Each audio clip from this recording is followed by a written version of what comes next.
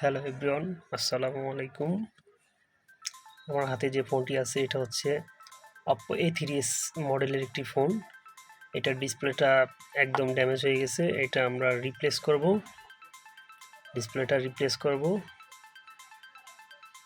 তো আমাদের কাছে মোটামুটি ভালো মানের একদম বাজারের যে অরিজিনাল ডিসপ্লেটা ওইটা আছে আমাদের কাছে। কেয়ার অরিজিনাল না, বাজার অরিজিনাল। তো বাজার অরিজিনাল মধ্যে এর আগে এত সুন্দর ডিসপ্লে আমি মনে হয় না যে লাগাইছি বা এর আগে পাইছি। যত ডিসপ্লেই লাগাইছি ডিসপ্লেটা ফুল ইনটেক আছে। এটা সম্পূর্ণ ইন্ডিয়ান প্রোডাক্ট। ডিসপ্লেটা এটা ইন্ডিয়ার থেকে আসছে ডিসপ্লেটা। তো আমরা মোটামুটি Oppo A3s এর যে বাজারের যে মালগুলো অতটা টেকসই হয় না। বেশিরভাগ সময়ই দেখা যায় যে এই ডিসপ্লেগুলো এলোমেলো কাজ করে, আর হচ্ছে আপনার দু একদিন পর পর আলো চলে যায়। তো ব্যাটারি খুলে পরে আপনার ব্যাটারি লাগাইলে বা 3 বাটন চাপ দিয়ে ধরে বন্ধ করে অন করলে আবার আলো চলে আসে।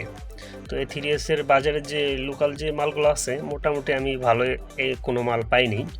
তবে এই যে মালটা পাইছি এটার কালার কোয়ালিটি আমি বলবো যে 100-তে 90, ঠিক আছে, অনেক ভালো মানের ডিসপ্লে। তো এটা আমরা এর আগে A3s এর এত সুন্দর ডিসপ্লে পাইনি। তো এই তারিখ দেখলাম যে নতুন কিছু মডেলের ডিসপ্লে আসছে। এটা আমরা যার কাছ থেকে মাল নেই সে বললো যে এটা ইন্ডিয়ান প্রোডাক্ট, একদম ইনটেক আছে দেখেন। আর ডিসপ্লেটা দেখতে অনেক সুন্দর, কিন্তু একদম পেস্টিং করা। যে ক্যাপাসিটারগুলো আছে যে আপনাদের ডিসপ্লের যে প্যানেলের যে ক্যাপাসিটারগুলো আছে ক্যাপাসিটারগুলো একদম আপনার পেস্টিং করা। তো মোটামুটি আমার দেখে ডিসপ্লেটা অনেক ভালোই লাগছে। আর এই ডিসপ্লেটা আশা করা যায় যে অনেক টেকসই হবে, কাস্টমার লং লাস্টিং চলাইতে পারবে। যাই হোক, আমরা মোটামুটি বোর্ডটা ক্লিন করে নেব। আগের যে আঠাগুলো আছে এগুলো আমরা সুন্দর করে পরিষ্কার করে নেব, যাতে আমার এই ডিসপ্লেটা ফিটিং অনেক ভালো হয়। যদি কোনো আঠা থাকে তাহলে দেখা গেছে যে ওই জায়গাটায় আঠাটা লাগবে না, ডিসপ্লেটা বসবে না বা ফিটিং হবে না, ঠিক আছে। তো আমাদের মোটামুটি টুইজার দিয়ে বা যেভাবেই পারেন মোটামুটি আঠাগুলো, সাইডের আঠাগুলো সুন্দর করে পরিষ্কার করবেন। আর হচ্ছে পারলে করবেন কি, যে অনেকেই দেখি যে আঠাগুলা বেশি করে দেয়, মানে প্রচুর পরিমাণ আঠা দিয়ে আপনার এই যে ফ্রেমটা একদম ড্যামেজ করে ফেলায়। বেশি আঠা দিয়ে মনে করেন যে আঠাগুলা ডিসপ্লের নিচে পর্যন্ত চলে যায়। এই কাজগুলো করা যাবে না। আঠা সুন্দর করে দেবেন, কম দিবেন, এবং কম দিলে যে আপনার ডিসপ্লে আঠা ছুটে যাবে এমন না। আঠা যতটুকু দরকার অতটুকু পরিমাণের আপনার ব্যবহার করবেন, ঠিক আছে। তো আমি মোটামুটি একটা ব্রাশ দিয়ে এটা ক্লিন করে নিলাম, যাতে কোনো একটা ফোঁটও যেন না থাকে, ডাইনে বাই চারপাশে কোনো ফোঁট যেন না থাকে। আমার পরিষ্কার করা প্রায় শেষ। আমি এটা ক্লিন করার পরে ডিসপ্লেটা বসাই দেব।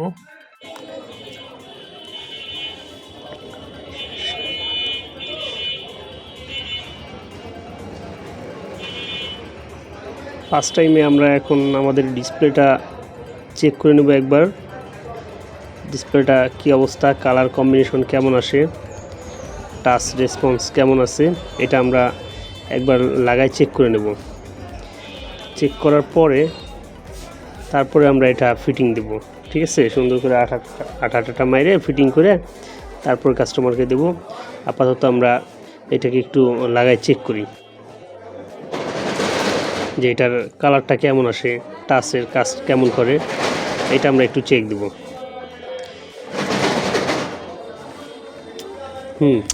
কোনো নেগেটিভ ইস্যু নাই। সাইড দিয়ে দেখলাম কিছু ডিসপ্লে আছে, দেখা গেছে যে অন হওয়ার সময় দেখা যাচ্ছে যে নীল কালার চলে আসে ডিসপ্লের ভিতরে, নীল কালার আসে এমন, বা ফ্যাকাই সে সাদা আসে। এই ধরনের কোনো সমস্যা আমাদের ডিসপ্লেতে নাই। আর যেহেতু এটা বাজারের সর্বোচ্চ মানের ডিসপ্লে এবং অনেক সুন্দর একটা ডিসপ্লে, ঠিক আছে, এটা আশা করা যায় যে অনেক ভালো হবে ডিসপ্লেটা, ঠিক আছে। টাচ রেসপন্স অনেক ভালো আছে, ডিসপ্লে কালারটাও মোটামুটি অনেক ভালো আছে, কোনো প্রকার কোনো সমস্যা নাই। আর এটা যে ডিসপ্লে তাতে তো ভালো হওয়ার কথাই। ঠিক আছে, কোনো নেগেটিভ ইস্যু নাই, কিন্তু আমি সাইডে থেকে দৌড়ে দেখতেছি একদম অরিজিনাল যে কালারটা ছিল সেম একদম অরিজিনাল কালারটার মতোই আসছে। এখানে আমি অরিজিনাল থেকে একটুও কম পাইনি, ঠিক আছে। আর যেহেতু ডিসপ্লেগুলো বললাম যে ইন্ডিয়ান ডিসপ্লে, সেক্ষেত্রে ডিসপ্লে তো অনেক ভালো হওয়ার কথা। ঠিক আছে, ডিসপ্লেটা চেক করা শেষ। এখন আমরা এটার লাগাই দেবো, যেহেতু আমাদের চেকিংটা শেষ। এখন আমরা ডিসপ্লেটা ফিটিং করব। তো বরাবরের মতো সেই আগের সিস্টেমই আমরা র্যাবন বেসটা ফাঁকা রেখে বাকিটায় আঠা মেরে দেবো, ঠিক আছে। সুন্দর করে চিকন করে চারপাশে আঠা দিয়ে দেবো আমরা, যেন কোনো জায়গায় কোনো সমস্যা না হয়, কোনো জায়গায় যেন আঠা বেশি না পড়ে যায়। হ্যাঁ, এদিকে লক্ষ্য রাখতে হবে, কোনো জায়গায় যদি আঠা বেশি পড়ে যায় তাহলে এই আঠাটা চাপলাই গিয়ে ডিসপ্লের নিচে চলে যাবে। তো ডিসপ্লে নিচে যেন আঠা না যায় এটা লক্ষ্য রাখতে হবে। আর হলো আমরা যে এই যে নিচের যে র্যাবন বেসটা এখানে আমরা আঠা দিব। যদি আপনার স্পেস বেশি থাকে সেক্ষেত্রে আপনি চিকন করে দিতে পারেন, আর যদি আপনার স্পেস কম থাকে, যে এই যে বডিটা চিকন থাকে একদম, তাহলে আপনি ওখানে এই র্যাবন সাইডটা ফাঁকা রেখে দেবেন। আর যদি আপনার স্পেসটা বড় মনে হয় যে র্যাবনের সাথে লাগবে না, সেক্ষেত্রে আপনি ওখানে নিচে আঠা দিতে পারবেন, আঠা দিয়ে ফিটিং করে দেবেন, ঠিক আছে। তাহলে আপনার কোনো সমস্যা হবে না। আর যদি স্পেস চেকুন হয়ে যায় তাহলে আপনি ওখানে আঠা দিলে দেখেছি যে এটা আপনার প্যানেলের ভিতরে চলে গেল।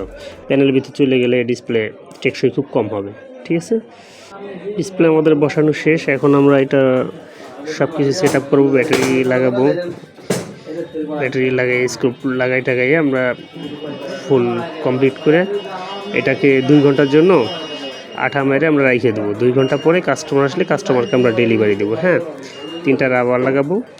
আমি আগে নাটগুলা লাগাই নিই, নাটগুলা লাগানোর পরে আমরা এটা ফিটিং দিয়ে দেবো।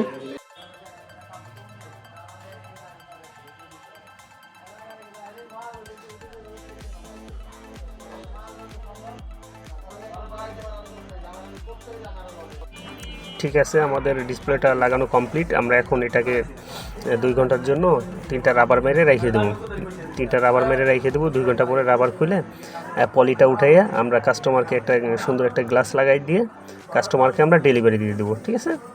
আমাদের কাজ এই পর্যন্তই শেষ। ঠিক আছে, ভালো থাকবেন, আল্লাহ হাফেজ। আর ভিডিওটি ভালো লাগলে একটা লাইক, কমেন্ট, শেয়ার করবেন। ধন্যবাদ, সবাই ভালো থাকবেন।